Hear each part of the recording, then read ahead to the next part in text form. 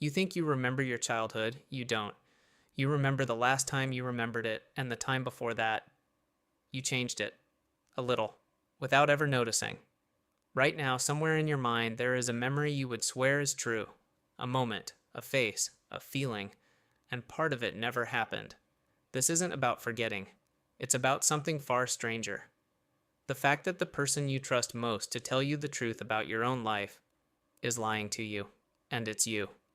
We like to imagine memory as a recording, a camera in the back of the skull, capturing our life frame by frame, locked away, waiting to be played back.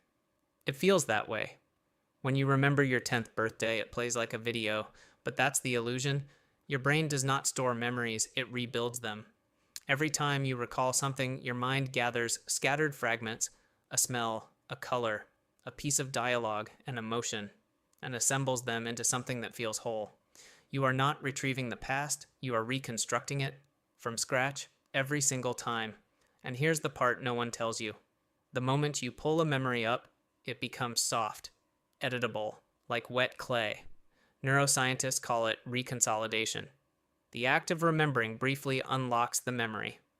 And when your brain puts it back, it doesn't put back the original, it puts back the version you just touched. So the memories you revisit the most, your happiest day, your deepest regret, the people you love, those are the ones that have been rewritten the most. The memories you treasure are the ones you've corrupted the hardest. A copy of a copy of a copy. And somewhere down that chain, the original is already gone. If that's hard to believe, consider what researchers have been able to do inside a controlled room. They sat people down and described events from their childhood, events confirmed by their own family, a trip to the zoo, a birthday, and one event that was completely invented, being lost in a shopping mall as a child, crying, being found by a stranger. It never happened. But after thinking about it, after being asked to picture it, a striking number of people began to remember it. Not vaguely, in detail. They described the stranger's face, the fear, the relief. They added things no one had ever told them.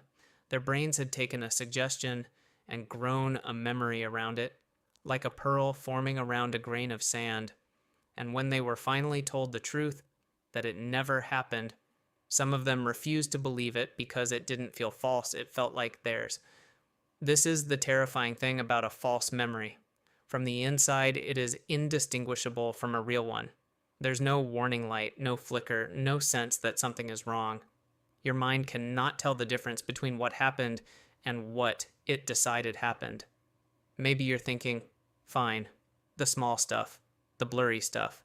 But the big moments, the ones burned into me forever, those are safe, they're not. Scientists studied exactly those. The vivid, emotional, unforgettable memories. Where you were when you heard the worst news of your life. The kind of memory you'd bet everything on. They asked people to write down every detail, the day after a major event. Then they waited years and asked again. And the memories had changed. Names were different. Places were wrong. Whole details had been quietly swapped out. But here's the chilling part. The people were more confident than ever. They insisted, with total certainty, that their new, altered version was the truth, even when shown their own handwriting proving otherwise. Confidence is not accuracy. That warm, solid feeling of, I know this happened, is just a feeling. Your brain generates it, and it generates it just as strongly for things that are false. So the memories you are most sure of are not the safest. They might be the most rewritten of all. Now turn it on yourself. That perfect memory of someone you've lost. Their voice. The exact way they smiled. How much of it is still real? And how much has your grief quietly redesigned year after year into something easier to hold? The proudest moment of your life. Has it grown a little brighter each time you've replayed it? The argument you've never forgiven. Has it grown a little crueler? You have been living inside a museum where the paintings change overnight and the curator swears nothing has moved. Every time you remember who hurt you, who loved you, who you used to be, you are not opening a file, you are repainting it and then forgetting that you did. But this was never really about memory. Because think about what you actually are. Strip everything away, your name, your habits, your fears, the people you love. And what's left is a story. A story your brain tells itself every morning the moment you open your eyes. I am this person. This is my past. This is what made me. And that story is built entirely out of memory. Memory we've just shown is soft, editable, unreliable, rewritten 1,000 times by a narrator who cannot tell truth from invention, which means the self, the you defend, the you believe in, is not a fixed thing. It's a reconstruction. Rebuilt fresh every single day from fragments by a mind that edits as it builds.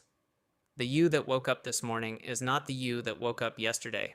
It's a remake, a new edit, based on a script that keeps changing. You are not remembering your life. You are continuously inventing the person who lived it. So the next time you say those 4 words, I know who I am, ask yourself, quietly, which version? And who wrote it? You'll never be sure. And now, neither will I.